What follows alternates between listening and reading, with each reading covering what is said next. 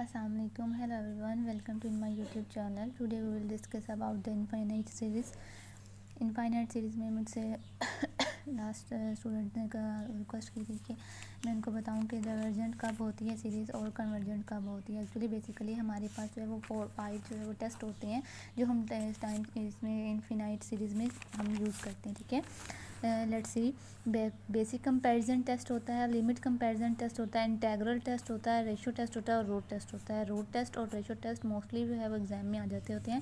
तो हम यहाँ पे जो है वो पहले रेशियो टेस्ट को डिस्कस कर लेते हैं। आज रेशियो टेस्ट में हम क्या करते हैं कि हमारे पास सारे इसकी नुकसान ये होती है कि इसमें जहाँ पे फंक्शन में इंटेग्रल यूज ये क्या कहते हैं फैक्टोरियल यूज़ हुआ हो ना, तो जिस क्वेश्चन में डिमांड में हमारे पास फैक्टोरियल यूज़ किया हुआ हो तो उसको हम उसमें हम प्रेफर करते हैं रेशियो टेस्ट को। ठीक है, अब रेशियो टेस्ट की हम देख लेते हैं कि रेशियो टेस्ट में कब सीरीज डाइवर्जेंट होती है, कब कन्वर्जेंट और कब जो है वो टेस्ट फेल हो जाता है। ठीक है, तो जब भी हमारे पास जो लिमिट डी होती है अगर वो लेस देन 1 हो तो हमारे पास जो सीरीज़ होती है वो कन्वर्जेंट हो जाती है। ठीक है, और जब हमारे पास जो गिवन लिमिट है वो ग्रेटर देन 1 हो जाए तो वो हमारे पास डाइवर्जेंट हो जाती है।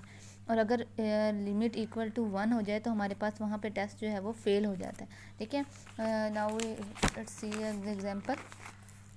एग्जाम्पल हम देख लेते हैं। लिमिट टेस्ट होता है सिंपल, जिसमें हम डाइवर्जेंट टेस्ट लगाते हैं फंक्शन में। ठीक है, रूट टेस्ट होता है जिसमें हम पावर की जिसके n की पावर 1/n की पावर होल का n ले लेते हैं, इससे कट जाता है तो n जितनी लिमिट होती है वो इन्फिनिटी आ जाती है, तो उस वहाँ पे हमारे कन्वर्जेंट डाइवर्जेंट होता है। तो रेशियो टेस्ट को हम डिस्कस कर लेते हैं। रेशियो टेस्ट की एक एग्जाम्पल मैं ले लेती हूँ। फॉर एग्जाम्पल समीशन जो है वो हमारे पास 1 to इन्फिनिटी है। ठीक है, summation 1 to infinity n+1 into n+2 whole divided by n का फैक्टोरियल। ठीक है, फार्मूला इसका हमारे पास ये होता है कि हम कर लेते हैं 1 to infinity an is equal to function consider कर लेते हैं n+1 into n+2 whole divided by n का फैक्टोरियल। तो हम फिर नेक्स्ट हमारा स्टेप होता है 1 to इन्फिनिटी an+1 मीन्स जहाँ n है वहाँ पे n को +1 ऐड कर देते हैं हम। ठीक है, फॉर एग्जांपल n+1+1। ठीक है, n+1 इधर की और ये +1 साथ का, तो n+2+1। ठीक है, और डिवाइडेड बाय n+1 का फैक्टोरियल। ठीक है, नेक्स्ट हमारे पास जो है वो हम फिर लिमिट अप्लाई करते हैं n अप्रोचेस टू इन्फिनिटी। ठीक है, और ये आ जाता है an+1/an। ठीक है, मतलब रकम उलट जाती है। तो फॉर एग्जांपल लिमिट हमारे पास आ गई n अप्रोचेस टू इन्फिनिटी। ठीक है, तो यहाँ पे पहले an+1 यानी कि ये वाली वैल्यू लिखेंगे हम, यानी कि n+1 और 1 2 हो गया। ठीक है, और n+3 हो गया और डिवाइडेड बाय n+1 का फैक्टोरियल, और डिवाइडेड बाय में जो है वो जब हमारे पास बटे में आती है रकम तो वो चेंज हो जाती है। तो n+1 का जब ये क्रॉस मल्टीप्लिकेशन यानी कि इसके जगह तो मल्टीप्लिकेशन होती है ना क्रॉस, तो इसको हम यहाँ पे ऐसे लिख लेंगे, बेटा मिनट ये उल्ट जाएगी रकम, तो ये आ जाएगा हमारे पास n+2।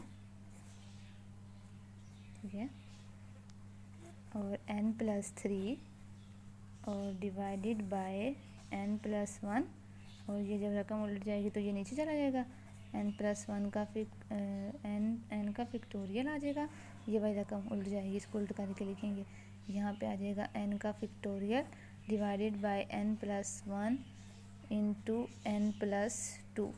ठीक है, n+1 और n+2। अब देखें ये n+2 से कैंसिल हो गया।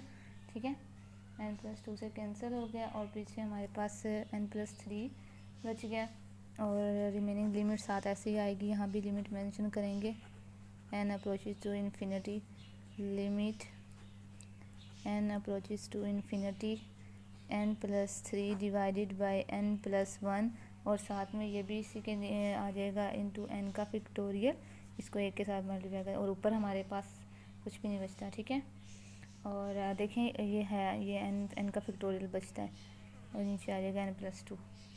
ठीक है, तो जब हम इसका फर्दर खोलते हैं ना, इसका नेक्स्ट n का फैक्टोरियल को पीछे करते हैं n+1 आ जाए, तो यहाँ पे हमारे पास होगा n+2 और n+3। ठीक है, तो फॉर एग्जांपल हमारे पास आ गया n+2 n+3 up to n+1 n+2। तो यहाँ पे आएगा लिमिट n+3 और डिवाइडेड बाई n का फैक्टोरियल, और यहाँ पे हमारे पास आता है n का फैक्टोरियल डिवाइडेड बाई n+1 और n+2। ठीक है, तो ये अभी मल्टीप्लिकेशन में आ गया। उसके बाद हमारे पास आ जाता है, हम यहाँ लिखते हैं कि लिमिट ये n का फैक्टोरियल n से कट जाएगा। ठीक है, क्योंकि n से 1+1 का फैक्टोरियल खोले ना, तो प्रीवियस खोले n+1 इंटू n का फैक्टोरियल आ जाता है लिमिट में। ठीक है, ये इसका रूल होता है। तो n अप्रोचेस टू इन्फिनिटी, और ये हमारे पास आ जाएगा, इसको हम अगर खोलें n को बाहर ले लें तो यहाँ पे आ जाएगा हमारे पास 1+3/n, इसके नीचे बटे के नीचे n आ जाएगा। ठीक है, और नीचे हमारे पास आ जाएगा n, इसमें से भी n कॉमन ले लें तो यहाँ आ जाएगा 1+1/n। ठीक है, और फिर हमारे पास इस n में से भी हम जो है वो n को कॉमन ले लें तो ये नीचे आ जाएगा 1+1/n।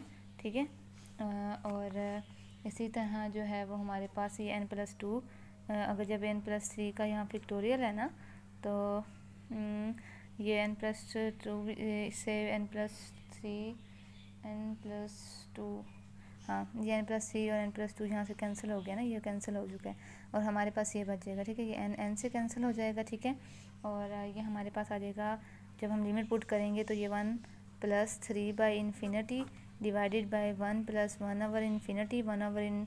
1/∞ जो है 1/∞ इज इक्वल टू 0 होता है। ठीक है, और ये भी आ जाएगा, हमारे पास आ जाएगा इन्फिनिटी इंटू 1+1/∞। ठीक है, तो यहाँ पे हमारे पास आ जाएगा 1+0 1/3/∞ 0 डिवाइडेड बाय 1+0 इन्फिनिटी। ठीक है, और मल्टीप्लाई बाय इन्फिनिटी, जिससे मल्टीप्लाई हो वो इन्फिनिटी हो जाती है। ठीक है, तो यहाँ आएगा 1/∞ इज इक्वल टू 0।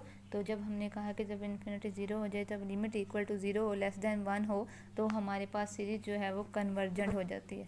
ठीक है, I hope student you understood. If any question put your question on comment session, तो मैं जो है वो I will give your answer as soon as possible. Video को लाइक कीजिएगा, शेयर कीजिएगा और सब्सक्राइब कीजिएगा मेरे चैनल को। Thank you so much.